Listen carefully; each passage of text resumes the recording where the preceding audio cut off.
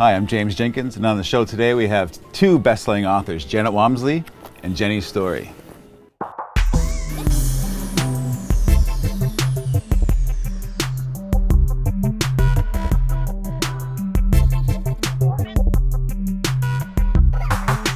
My name's Janet Walmsley.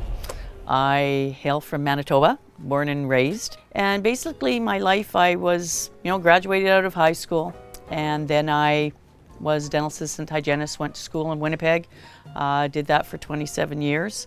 In between that all, I got married. I have a son who lives in Australia, and I have a daughter Jenny.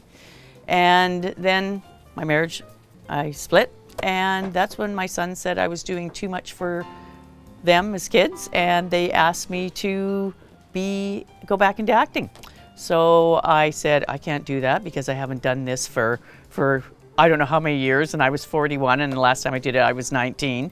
So I said, no, I think I'm not going to be doing that. But he pushed me, and I auditioned for a play, Harvey, and got one of the lead roles, and acting began. Theater for almost 20 years, then directed.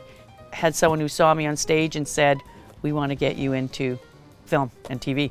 So I did. So my highlight right now is being on Fargo. I had the role of Deb in one of the episodes. What happened? What did I I don't know. It just went... I'll check mine. But the big highlight is this. It's my book. I wrote this in between all this acting and that because at the age of my daughter being 3, I found out that she had autism. I was told that she would never talk, do well in school, never be where her peers are, and I was told literally to put her in a corner that her life was going to be bleak. And as a mother, I walked out of there breathing down my mother's neck going, that's not going to happen.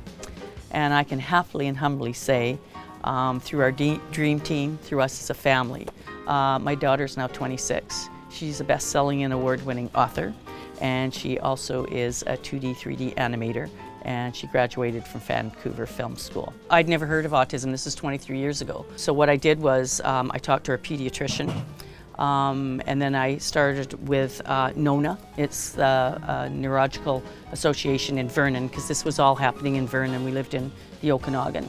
And then I went to a public speech therapist, a play therapist. She did horseback riding therapy, a psychiatrist. So I went through a lot of different avenues. I even went outside of the Okanagan, and I spoke with Samantha and Bernard Kaufman, who were a husband and wife team in the States, in Sheffield, Massachusetts, who put a movie out with Bo Bridges called Sunrise, A Miracle Continues. And their son was diagnosed. And it was everything that they went through with parallel play, and they have a treatment center now in the States. Because I was a single parent and I couldn't afford to go, they sent all their information to me. So as a group, I call my dream team, everybody in the daycare, everybody in the professional medical, and then Samantha and Bernard, we worked as a group. Everything came as it did, and voila, there was Jenny.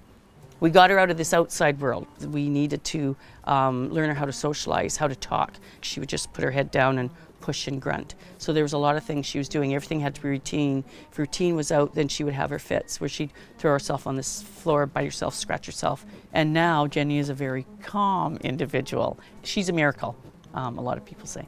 She still has some. Socialization is hard, but you should see her at our book signings now, and when we have speaking engagements. She's come a long, long way. And people who meet her now that worked with her then go, is that Jenny? So it's cool to see that happening. It's a story that I wanted to get out because I thought it's a good, positive story for everything that goes on in today's world. I've had people come up crying to me, you've given us a ray of hope. You've given us sunshine at the end of a dark tunnel, because they felt that their life was over, not only for their child, but for themselves. And they feel now that their life has a beginning.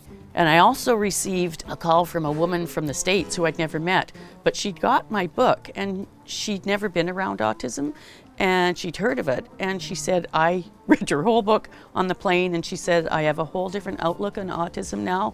She says, I've been enlightened, and she says to see this young woman go through what she went through and be where she's at today What's stopping any of us then for going after our dreams, our goals? She says, we want to do a Jenny. So that's the thing out there now is we want to do a Jenny.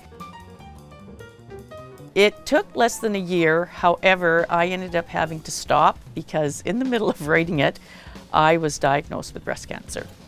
So I had to have a double mastectomy and immediate breast reconstruction. And in between it all and after, I was going ferociously to get the book done because we wanted to publish our books at the same time.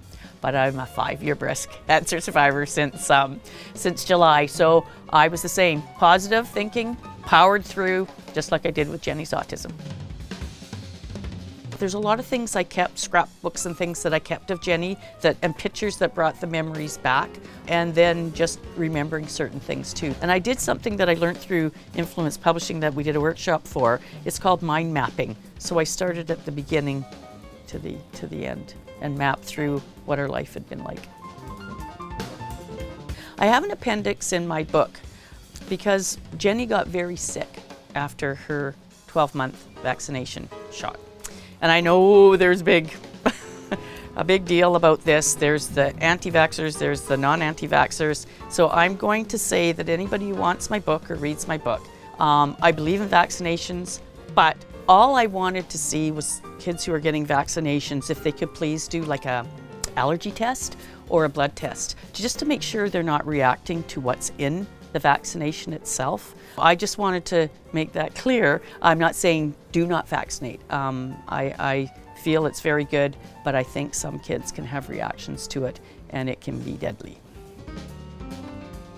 Whatever comes up that's negative, whatever comes that is going to put your life in a turmoil, breathe, think about life and what's gone on in your life that's good, and be positive. What's your story, Vancouver?